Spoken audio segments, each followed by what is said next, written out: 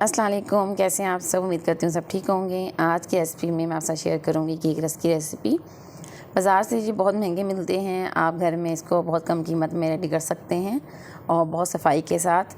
इसको आप ओवन में और विदाउट ओवन भी बेक कर सकते हैं, बहुत इजीली ये बेक हो जाते हैं। इसके लिए सबसे पहले हमें 4 अंडे चाहिए होंगे।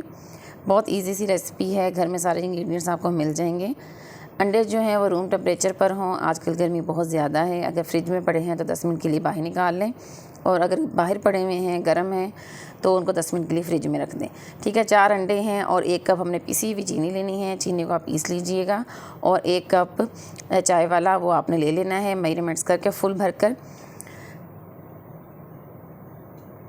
और यहाँ पे हमें ऑयल की ज़रूरत होगी, लेकिन इस टाइम मेरे पास ऑयल नहीं था तो मैंने यहाँ पे घी डाल दिया है।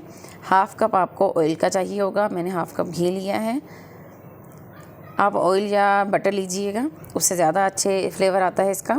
वनीला एसेंस आपको चाहिए अच्छी कंपनी का, कोई भी आपके पास हो, पाउडर में या लिक्विड कोई भी हो, तो वो आप हाफ़ टी स्पून इसमें ऐड कर दें।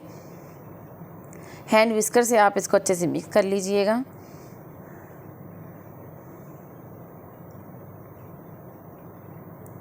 जो मेरे चैनल पर नए हैं जल्दी से चैनल को सब्सक्राइब कर दें ताकि फ्यूचर में आने वाली वीडियो का नोटिफिकेशन आपको मिल सके।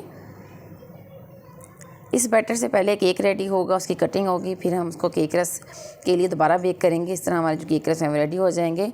जब हम केक को ओवर बेक करते हैं तो वह रस की शक्ल में आ जाते हैं, इसको केक रस कहा जाता है। वनीला एसेंस आप लेमन वाला भी डाल सकते हैं जो आपके पास हो, थोड़ा सा लेमन या वनीला मिक्स करके डालें तो उससे भी बहुत अच्छा फ्लेवर आता है।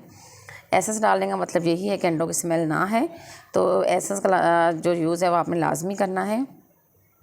अब हम इसमें मैदा ऐड करेंगे और मैदा आपने हमेशा छान कर ऐड करना है। मैंने पहले ही 1.5 कप अलहदा किया हुआ है, उसको छान कर अलहदा करके रखा हुआ था। जस्ट आपको दिखाने के लिए मैं दोबारा इसको कप में डाल रही हूँ। ये 1.5 कप मैदा है। घर वाले जो कप होते हैं वही कप्स मैंने लिए हैं, उसी में मैं आपको रेसिपी सिखा रही हूँ ताकि आपके लिए ईजी हो जाए।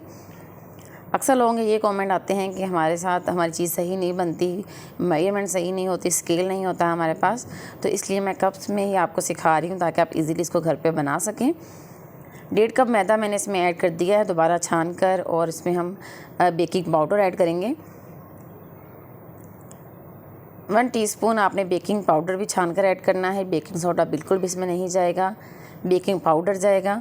बेकिंग सोडे को हमेशा केक से दूर रखें। बस इसको अब हम दोबारा अच्छे से मिक्स करेंगे। थोड़ा सा ऑप्शनल है, अगर आप येलो कलर इसमें ऐड करना चाहते हैं, इससे क्या है कलर बहुत खूबसूरत आता है, तो आप 1 पिंच जो है वो येलो कलर ऐड कर लें और इसको अच्छे से मिक्स कर लें। बहुत सॉफ्ट हाथों से आप मिक्स कीजिएगा और एक ही साइड पे मिक्स कीजिएगा। किनारों पे जो लगा है वो भी आप अच्छे से साफ़ कर लें और इसको एक दफ़ा अच्छे से मिक्स कर लें।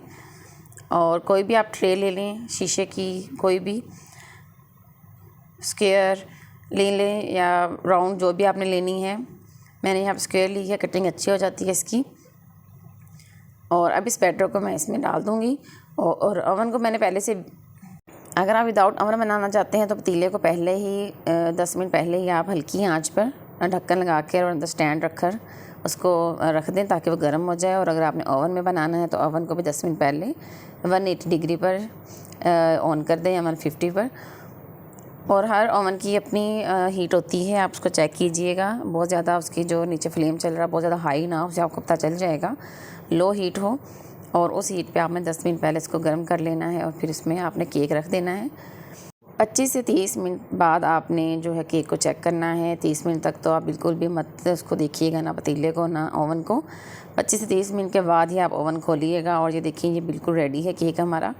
अब हम इसकी कटिंग कर देंगे। इसको हमने ओवर कुक नहीं करना, अभी पहले हम इसकी कटिंग करेंगे। हमें कौन सा साइज़ चाहिए केक रस का, आप उस साइज़ में जो है इसकी कटिंग कर लीजिएगा। मैंने थोड़े मोटे काट लिए थे, आप थोड़े बारीक काटिएगा तो बहुत प्यारे लगेंगे।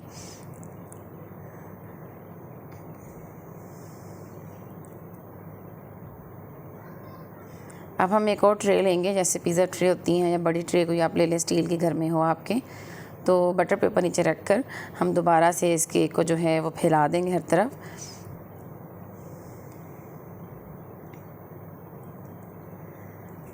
और अब हम इसको दोबारा बेक करेंगे।